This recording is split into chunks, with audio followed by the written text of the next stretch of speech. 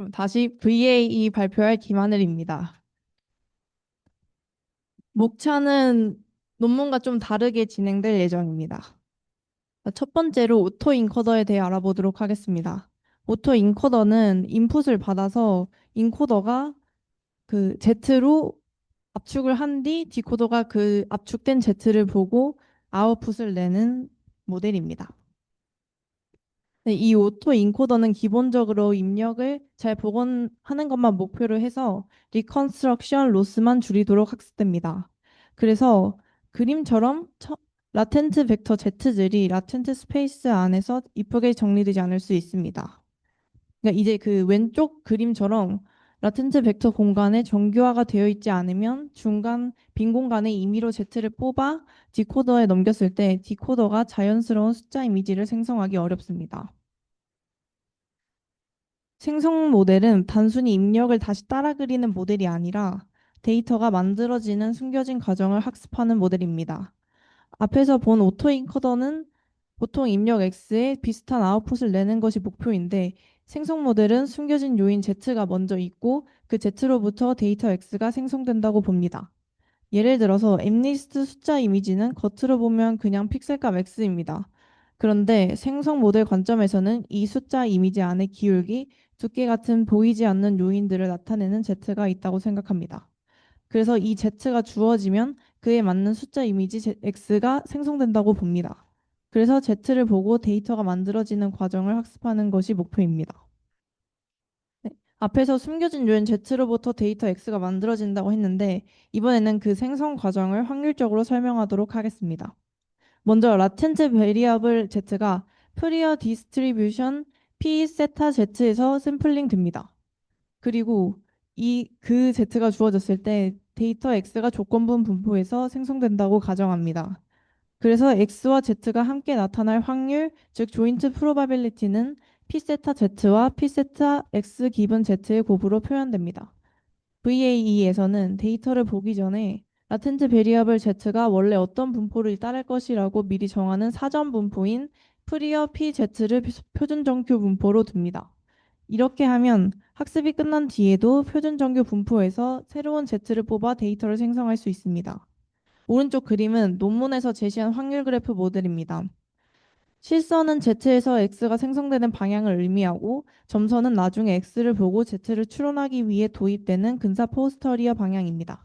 이 근사 포스터리어는 뒤에서 다시 설명하도록 하겠습니다. 앞에서 데이터 X가 숨겨진 변수 Z로부터 생성된다고 가정했습니다. 그런데 실제로 우리가 가지고 있는 것은 Z가 아니라 관측된 데이터 X뿐입니다. 그래서 생성 모델을 학습하려면 크게 두 가지를 알아야 합니다. 첫 번째는 이 데이터가 얼마나 그럴듯한가입니다. 이것을 P세타 X라고 표현합니다. 예를 들어 엠리스트 숫자 이미지가 있을 때 이 이미지가 현재 모델에서 나올 가능성이 얼마나 되는지를 나타내는 값입니다. 두 번째는 이 데이터를 만든 숨겨진 원인이 무엇인가입니다. 이것은 P세타 Z 기분 X라고 표현합니다. 이는 이미지 X가 주어졌을 때 어떤 라텐트 베리어블 Z가 가능할지에 대한 확률 분포입니다. 이제 첫 번째로 알고 싶은 값인 P세타 X를 보도록 하겠습니다. P세타 X는 관측 데이터 X의 라이클리후드입니다. 앞에서 계속 우리는 데이터 X가 Z로부터 생성된다고 가정했습니다. 그런데 실제로 어떤 Z가 X를 만들었는지는 알 수 없습니다. 그래서 X의 확률을 계산하려면 가능한 모든 Z를 고려해야 합니다. 이를 수식으로 나타내면 여기 슬라이드의 첫 번째 수식이 됩니다. 원래는 X와 Z를 함께 고려한 조인트 프로바빌리티 P 세타 XZ가 있는데 Z는 관측되지 않은 숨겨진 변수이기 때문에 모든 가능성에 대해 적분해서 제거합니다. 이렇게 Z를 제거하고 관측된 데이터 X만의 라이클리후드로 만든 것이기 때문에 이를 마지널 라이클리후드라고 부릅니다. 다음으로 알고 싶었던 X를 보고 어떤 Z가 가능할지에 대한 포스터리어 P 세타 X, Z 기본 X를 계산하고 싶습니다. 베이지라는 룰에 따르면 첫 번째 수식과 같은 형태가 됩니다. 그런데 분모의 P 세타 X는 앞에서 본 마지널 라이클리후드이고 가능한 모든 Z에 대해 적분해야 합니다. 그런데 Z가 고차원이고 신경만처럼 복잡하면 이 적분은 실제로 계산하기 어렵습니다. 그래서 포스터리어 P 세타 Z 기분 X도 정확히 계산하기 어렵습니다. 그리고 이 문제를 인터랙티어빌리티 프라블럼이라고 합니다. 이 문제를 해결하기 위해 VAE는 이를 직접 구하지 않고 P, Q 파이 Z 기분 X라는 근사 포스트리어를 사용합니다. 이는 관측된 X가 주어졌을 때 가능한 Z의 분포를 근사하는 학습 가능한 분포입니다. 네, 이제 지금까지 나온 개념들을 VAE 구조로 연결해 보겠습니다. 앞에서 진짜 포스터리어는 계산하기 어렵기 때문에 이를 근사하는 Q파이 Z 기분 X를 사용한다고 했습니다. 근사 포스터리어는 논문에서 리코그나이션 모델이라고 부르고 VAE 관점에서는 인코더 역할을 합니다. 반대로 P, P 세타 X 기분 Z는 Z가 주어졌을 때 X가 생성될 확률로 VAE에서는 디코더 역할을 합니다. 즉, VAE는 일반 오토 인코더 구조를 확률 분포로 표현한 모델이라고 볼 수 있습니다. VAE 구조를 전체적인 그림으로 보도록 하겠습니다. 입력 X가 인코더인 Q파이 Z 기분 X로 들어갑니다. 여기서 일반 오토 인코더와 다른 점은 VAE의 인코더가 라텐트 벡터 Z를 바로 출력하지 않는다는 점입니다. 대신 인코더는 라텐트 베리어블 분포를 나타내는 평균 뮤와 표준 편차 시그마를 출력합니다. 이는 입력에 대한 어프로시메이트 포스터리어를 가우시안 분포로 표현하는 것입니다. 그 다음 표준 정규 분포에서 노이즈 엡실론을 샘플링합니다. 그리고 표준 편차 곱하고 평균과 더해 라텐트 벡터 Z를 만듭니다. 이렇게 하면 샘플링 과정이 있어도 Z가 뮤와 시그마의 미분 가능한 함수가 되기 때문에 백프로파게이션을 할 수 있습니다.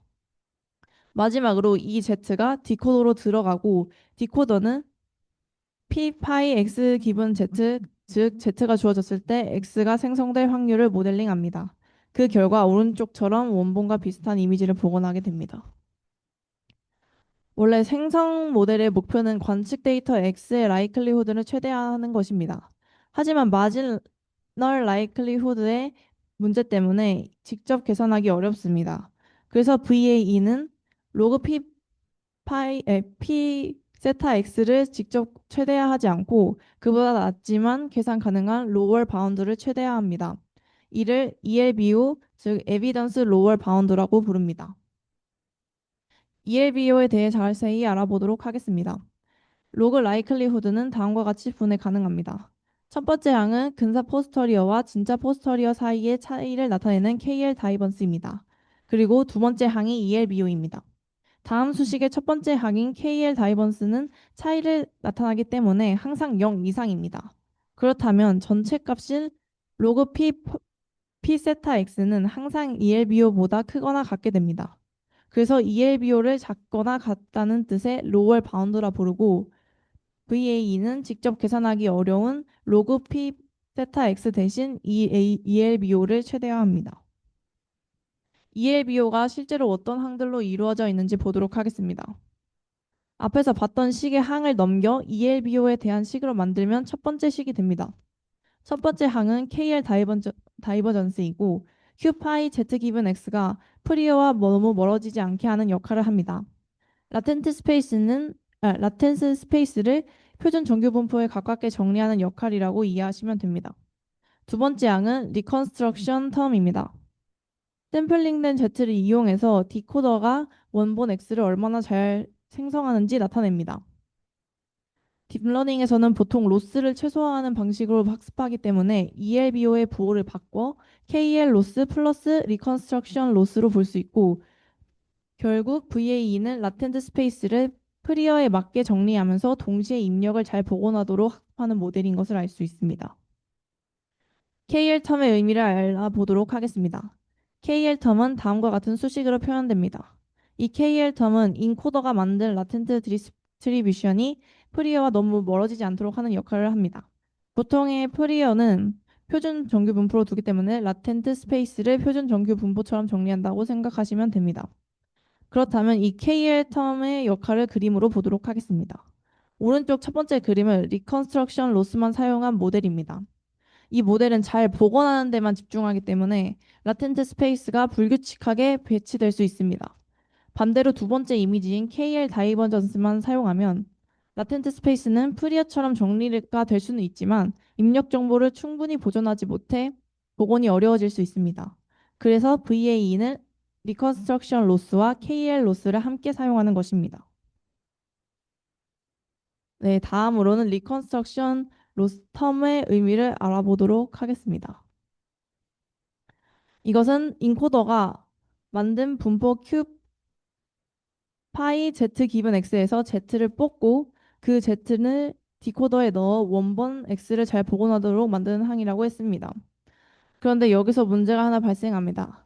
VAE 구조 순서를 다시 보자면 인코더는 입력 x를 받아서 뮤와 시그마를 출력하고 그 분포에서 z를 샘플링합니다. 하지만 이 샘플링 과정은 일반적인 뉴럴 네트워크 잠시만요. 네트워크 레이어처럼 미분하기 어렵습니다.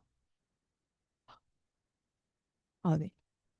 딥러닝에서는 로스의 그레디언트 디코더를 지나 인코더까지 전달되어야 하는데 중간에 랜덤 샘플링 때문에 그레디언트가 인코더 파라미터 파이까지 안정적으로 전달되기 어려워집니다.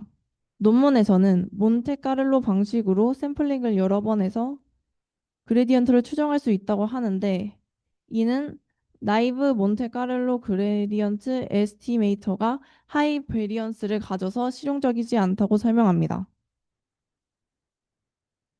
네, 앞서 말했던 그레디언트 문제를 해결하기 위해 VAE는 리파라미터라이제이션 트릭을 사용합니다. 바로 랜덤성을 분리하는 것인데요.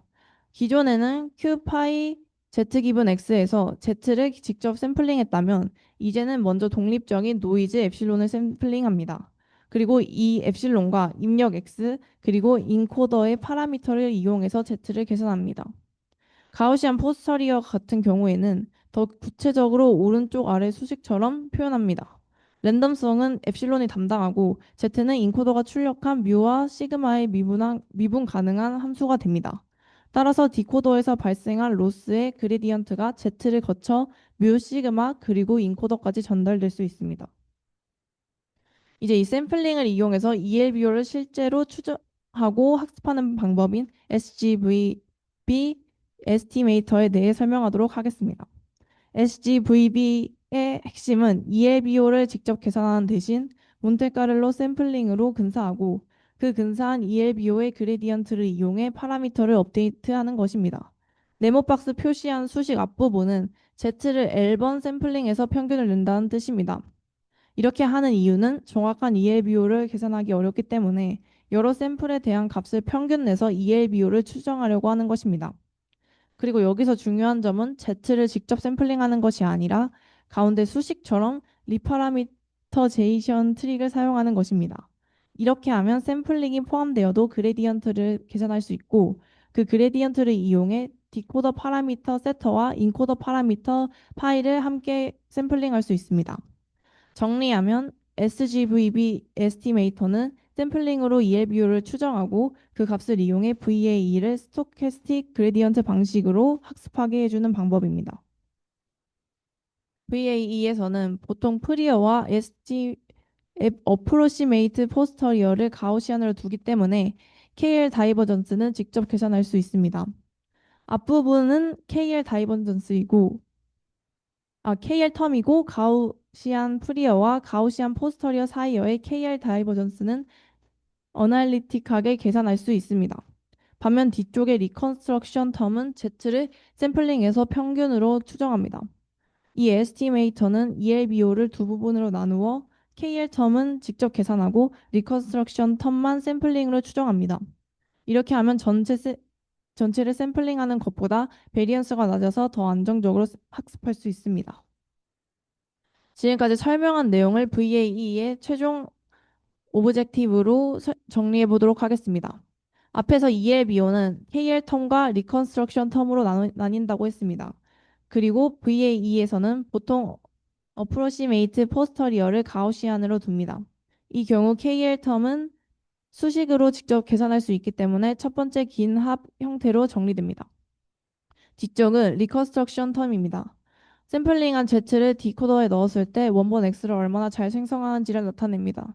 여기서 Z는 직접 샘플링하지 않고 엡실론만 표준 정규 분포에서 샘플링합니다.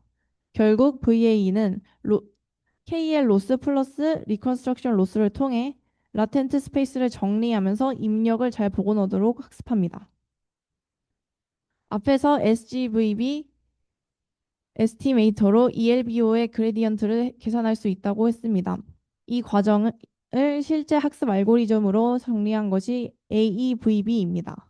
먼저 미니 배치를 뽑고 노이즈 이 엡실론을 샘플링한 뒤 SGVB 에스티메이터의 그레디언트를 계산합니다. 그리고 그 그레디언트로 인코더 파라미터 파이와 디코더 파라미터 세터를 함께 업데이트합니다. 다음은 실험으로 넘어가도록 하겠습니다. 논문에서는 엠리스트와 프레이페이스 데이터셋으로 이미지 생성 모델을 학습했습니다. 비교 대상은 AEVB, 웨이크슬립, 몬테카를로 EM입니다. 웨이크슬립은 VAE 이전에 쓰이던 생성 모델 학습 방법 중 하나이고 몬테카를로 EM은 라텐트 베리어블 Z를 직접 샘플링해서 EM 알고리즘을 수행하는 방법입니다. 성, 성능은 베리에이션 로월 바운드와 에스티메이티드 마지널 라이클리후드 기준으로 비교했습니다. 학습은 스토캐스틱 그레디언트 방식으로 진행했고 미니 배치 사이즈는 100, 데이터 하나당 샘플 수는 하나로 설정했습니다. AEVB와 웨이크 슬립을 로우 바운드 기준으로 비교한 그래프입니다. X축은 학습 모델이 본 트레이닝 샘플 수이고 Y축은 로얼 바운드입니다. 이 값은 높을수록 좋습니다. 빨간색이 AEVB, 초록색이 웨이크 슬립인데 대부분 그래프에서 AEVB가 더 빠르게 올라가고 더 높은 로얼 바운드에 도달하는 것을 볼 수 있습니다. 즉 AEVB가 웨이크 슬립보다 더 빠르고 안정적으로 학습되었다는 결과입니다. 다음 결과입니다. 그래프의 X축은 학습 중 평가한 트레이닝 샘플 수이고 Y축은 마지널 로그 라이클리후드입니다. 이 값은 높을수록 좋고 음수이기 때문에 그래프에서 위에 있을 때 좋은 성능이라고 보면 됩니다. 빨간색은 AEVB, 초록색은 웨이크슬립, 파란색은 MCEM입니다.